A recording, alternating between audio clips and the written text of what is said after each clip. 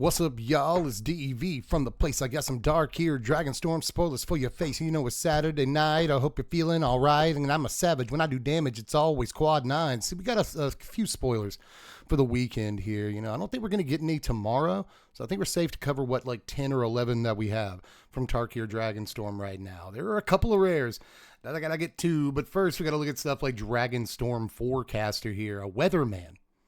I don't think we've ever had a weather person before. This is a single blue mana for a 0/3 human scout.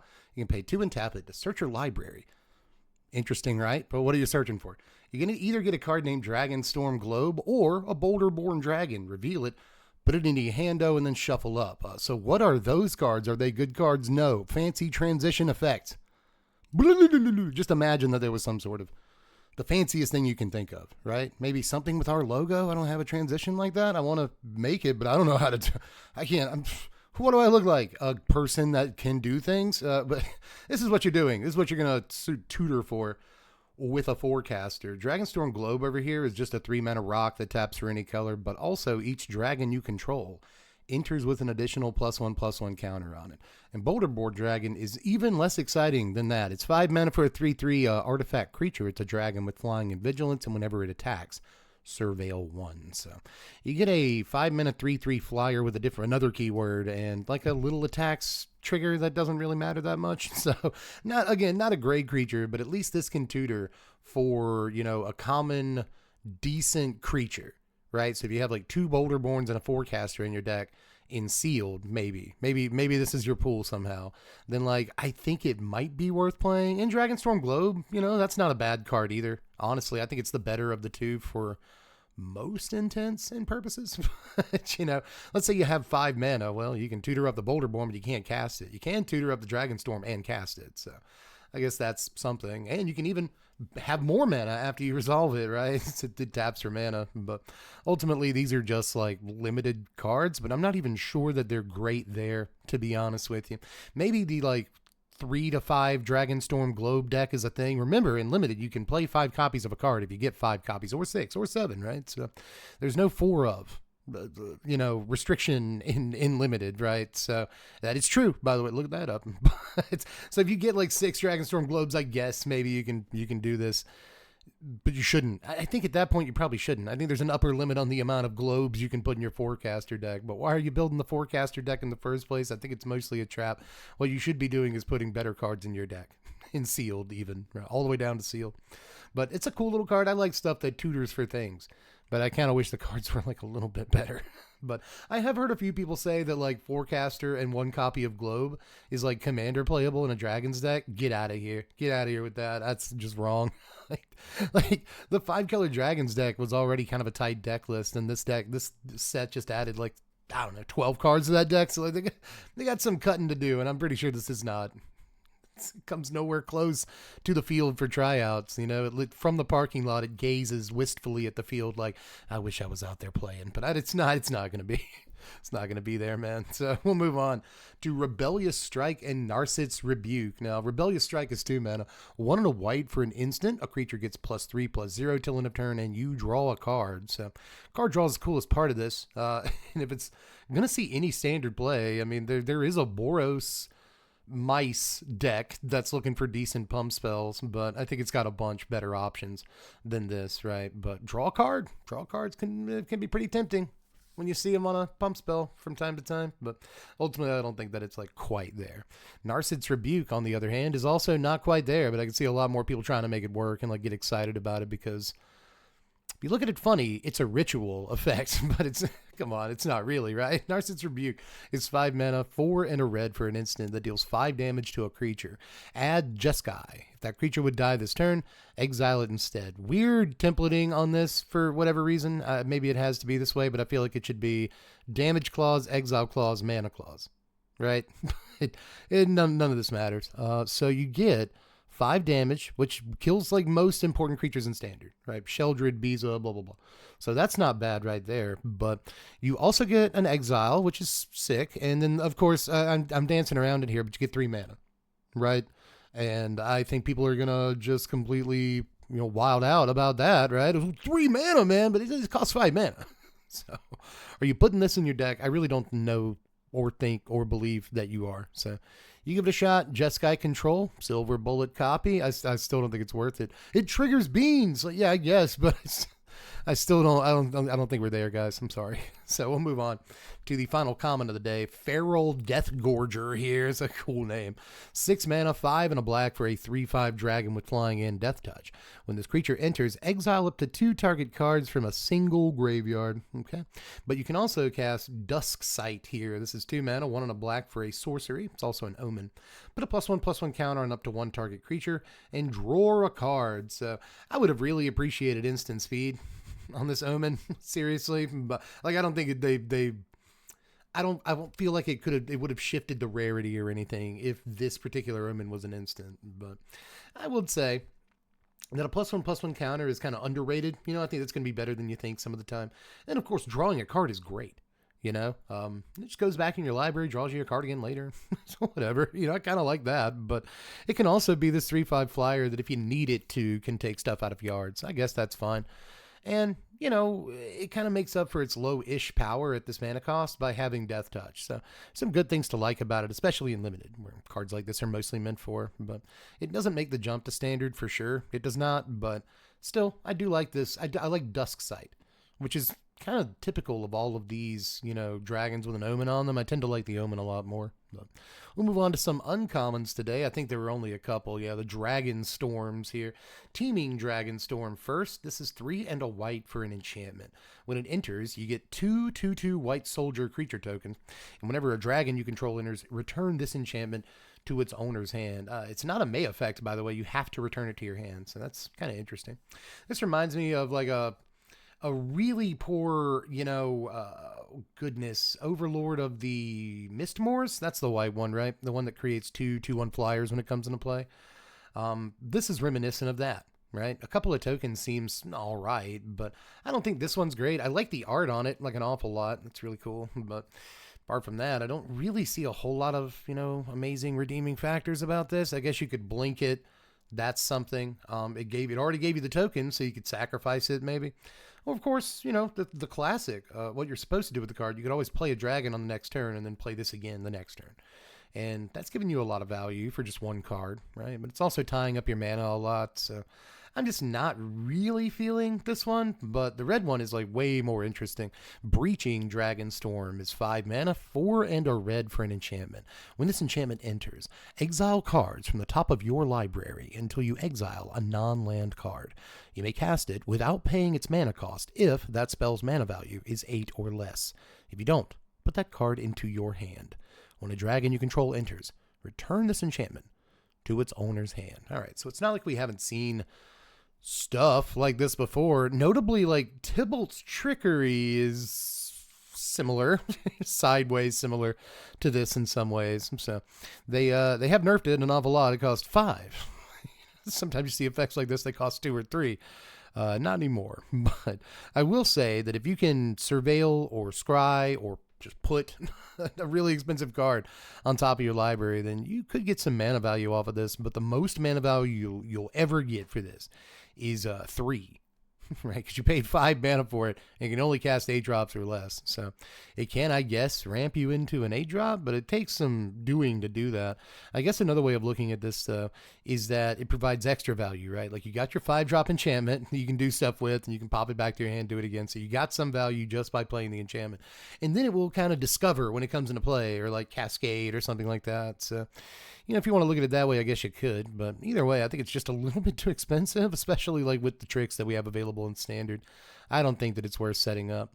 I like that the art is reminiscent of some other cards that I've really liked in the past. You know, what is it? Ether? Something? I don't know. We'll figure it out. Either way, shouldn't have even gone down that particular path. But old school players will know exactly which card I'm talking about. But this is interesting without actually being in any way good. I think that might be the problem with this card. So let's move into better cards. Can we? I promise the rest of the cards in the video are better. So let's look at Flamehold Grappler, a card that a lot of people are freaking out about, but you may notice I've made it the first rare of the day. Why have I done that? This is 3 mana Jeskai colors for a 3/3 human monk with first strike. When it enters, This is a wild line of text, so like buckle up, buttered stuff. When this enters, copy the next spell you cast this turn when you cast it. You may choose new targets for the copy. I tripped on my words there, so you may not have caught it, but it doesn't say copy like an instant or sorcery that you it says copy the next spell you cast this turn. So that could be a creature, that could be an enchantment, that could be an artifact, that could be a planeswalker. Probably don't want to do that, but it could be, right? So there's some kind of neat stuff about this little lady right here, but you probably need at least 4, even 5 or 6 mana before she starts becoming like really good. I'll say this though, if you turn 4, play this into a 1-drop spell, Torch the Tower, you get a double cast Torch the Tower, or Lay Down Arms, or a card draw spell. That's all seems pretty decent, just in and of itself. Excuse me, real burp. All apologies, but it's really funny actually. But if you blink this somehow, right? Like if you blink it for 2 mana, right? Then suddenly it becomes a little bit more tenable because you played this on 3, you blink it on 4 or 5, and you've got like more open mana, right? So then you can play a 3-drop creature and copy it. So there's a lot of really cool stuff about this, but I think it's probably on the like top end of your curve in a very particular deck, because you almost always want to play it on 4 into a 1-drop, which means you want 1-drops in your deck, which probably means you're playing some kind of like aggro deck or something like that. And then again, there's better 3-mana options than a thing like Flamehold Grappler. So I just think this card kind of has some boundaries and some obstacles to making it in standard. But I've seen people compare it to like Snapcaster Mage, and it is just stop doing that. It's not that, but it is extremely interesting that it copies anything. And I think there's probably some like brutal stuff you can do with that if you're cooking long enough, you know what I mean? But I imagine if you are cooking that long, you'll probably burn the pudding. And I just imagine it's exactly what's going to happen with this thing. You know what I mean? Like, look at this awesome deck. And then it's just never works. So, or there could be better options, right? So I don't have quite as much faith in this as a lot of other people do. But then again, I might not, and this is hard to admit, but I might not have the same brilliant jank brain as a lot of other people out there who are thinking of like game breaking, standard breaking stuff to do with this. So remains to be seen. But again, I'm sort of on the side of the fence, and a lot of people are on the side of the fence. I want to be over there with you guys, but I just don't really see it yet. So we'll move on. Tell me in the comments like why this is busted, just because I'm sure it is. I'm sure it absolutely is. But it copies of Sheltered by Ghosts. Like, okay, I mean, we're getting places. You know what I mean? Like that could be pretty good. But all in all, I'll have to be convinced. So we'll move on to Hollowmurk Siege, a 2-mana siege. That's pretty cool. How bad is it? We'll see together. This is a black and a green for an enchantment. As it enters, you choose either Sultai or Abzan. For Sultai, whenever a counter is put on a creature you control, draw a card. This ability triggers only once each turn, but with Abzan, whenever you attack, put a +1/+1 counter on target attacking creature, and that creature gains menace until end of turn. So Abzan is kind of neat. You get like a Luminarch Aspirant sort of ability, but unlike a card like Aspirant, it doesn't just trigger no matter what, regardless of whether you attack with a guy. This you have to attack with a dude, which is a big difference. But it also gives the thing like a sort of evasive ability. It's not flying or unblockability, but it's cool. Menace is something at least. So I kind of like that. I think that Abzan is probably the better mode, but are you building Golgari aggro? Maybe it's just decent enough in Golgari mid-range, right? You can take advantage of it being an enchantment somehow. But Sultai is interesting too. Like, even though it's only once per turn, drawing a card whenever you throw like a +1/+1 counter on a thing, that's really sick actually. So again, even with the once per turn restriction, I could see this being in plenty of commander decks that care about +1/+1 counters. Like anything running a Winding Constrictor could also probably find room for this in the 2-drop slot. Again, it's easy enough to get like up and running on turn 2, like really early in the game, and make it part of, again, your like early game setup plan. And then by turn like 3, 4, 5, you start like really going off with +1/+1 counters, and the card draw will be like really appreciated there. So I was putting down this card at first, but to be honest, I could see it in a couple of like important spots in Commander specifically, but I think it might be like slightly too slow for Standard, right? Like one of the cool things about Aspirant was that it was a creature for 2 mana that always triggered no matter what. So you can just like build up your team without even attacking. Again, this doesn't have all that going for it, but it is less removable than a Luminarch Aspirant. But, you know, Aspirant could put the counters on itself and get to attacking, whereas this can never attack, so it feels more like skipping your second turn than playing an Aspirant. So, like, again, there's... but it's a completely different, like, color combination. Although I guess if you do choose Abzan and you're playing green, black, white, you could play Aspirant in that deck. But anyway, I'm getting ahead of myself. In a Golgari-ish control, or even an Abzan control, aggro, or, you know, even an Abzan mid-range shell, I could see this working out depending on exactly what you're doing, you know? Like, I could see this plus a card like Preacher of the Schism, or Sentinel of the Nameless City, you know, things that trigger on attacks. You give them menace, you make them larger. That means they're more likely to get through on later turns. This into like a Glissa seems pretty good. And then like Tiny Bones, the 1-drop Tiny Bones into this also seems kind of fun. So like there's some fun lines, but again, I'm not sure if they're like good. It might just be purely fun. And I think most people would rather play, you know, Mossborn Dread Knight or whatever on turn 2 than this a lot of the time, or like Hold Up Removal or whatever, right? Or Deep Cavern Bat even. So it remains to be seen, but I do think Abzan is a really, really cool mode on this. But we'll move on to Herd Heirloom. This is the final card of the day, if you can believe it. Again, light day today, but this is the card I'm sort of most excited about for standard playability. 2 mana, 1 and a green for an artifact. You can tap it to add a mana of any color, but you can only spend that mana on a creature spell. And you can also tap it, second ability, until end of turn, target creature you control with power 4 or greater gains trample, and whenever this creature deals combat damage to a player, draw a card. So that is actually a very solid ability, right? Bestowing trample is great, because sometimes you'll have like a 6-power dude on the ground and you just can't get him through, right? So trample is fantastic, and it also makes it to where you're more likely to draw a card. So just like a 2 mana thing that can tap to draw you an extra card, not every turn, but like, you know, if you have a big enough dude, like it more or less guarantees a card drawn. So I really like this ability. It's one people aren't talking about. People are mostly talking about the first ability, which, you know, it's the one I mostly want to go on and on about because it's a 2 mana rock. And we have like the Iron Crag in standard. It's a 2 mana rock that just taps for 1. And it can also like become an equipment if you play a legendary guy. Who cares, right? It's just the fact that it's a 2 mana rock that taps for a colorless mana. And sometimes you'll see it. This, on the other hand, you know, this gives us a 2 mana rock that isn't legendary. Iron Crag's legendary. This is not legendary, so we just have a 2 mana rock that taps for mana of any color. And like, sure, we can't like double spell as easily with it, you know, like Guy into Go for the Throat. Like that's not gonna be as easy. But the fact that it taps, you know, to cast a creature, that's probably what you're gonna be wanting to cast with it, like 70 some odd % of the time anyway. Realistically. So just a really good card in a lot of ways. We don't get stuff like this very often in standard, right? So now we have like not only Iron Crag, but in a green deck we have Glimpse the Core in the 2-drop slot, along with a bunch of other mana dorks. If you'd rather play mana dorks, you can do that.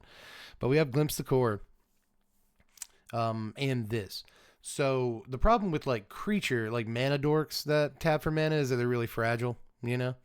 But with stuff like this, it's just like so much harder to remove, and that's why we don't see rocks like this so often. And I would argue that this is probably better than a dork on a lot in most situations where you're playing large dudes anyway, because of the second ability. Like decks with large creatures really want to draw cards. They want to draw cards so bad because, like, you know, between your lands and your ramp and your huge dudes that you ramped into, well, now you're out of cards. So you really need to draw into more huge dudes to take advantage of all these lands you used your first 3 turns to get onto the table. So I love stuff like this in general. I think both abilities are like really usable. It's amazing that it's standard playable. Looks like it was designed for Commander, but here we are, standard playable for a couple of years. So great card. I think this is the best card that they've shown us over the weekend, but at the same time, the 2 mana Siege is like really, really sick. And a lot of people are like fantasizing literally about Flamehold Grappler. I mean, she's a pretty lady, but I mean, like in the most innocent way, people are fantasizing about Flamehold Grappler and dreaming up stuff you can do. You know, like, oh, you can copy your caretaker's talent. I guess if you have 6 mana, dude. In this economy, you know what I mean? So there was some good stuff today, though, that I'm glad we got to go over. We'll start fresh again on Monday, but I do have a video I want to get out tomorrow. And, of course, every day we've got 10 cards rated. If you're kind of missing the card evaluation of spoiler season tomorrow, you can always check in with the 10 cards rated series. But for now, I'm going to get out of here. Thanks. Let me know everything that you felt, all of your emotions. and thoughts and brewing sparks down there in the comments section. I'm glad to hear them because now's that time. We all got to put our heads together and figure out what exactly we're doing when this next standard rolls around. But in any case, do all the other stuff on your way out. Hit the button shaped like a thumb, sub to the sandwich because I need more subs. Yum, yum, yum. You can also check out the Patreon. $1 a month to vote on what decks we do in Tarkir Dragon Storm Standard. And, you know, that seems like it's pretty relevant given how many wacky cards we see every day. So there's only so many deck tags we can get in a season. So I really want to be able to do all the wildest ones we can. So get in there and vote for them. It's only $1 a month. Apart from that, I guess I'm kind of done's over this one. So I'll catch you cats later. I'm Deb from The Place. Thanks for watching, Wizards. Spread love and be kind.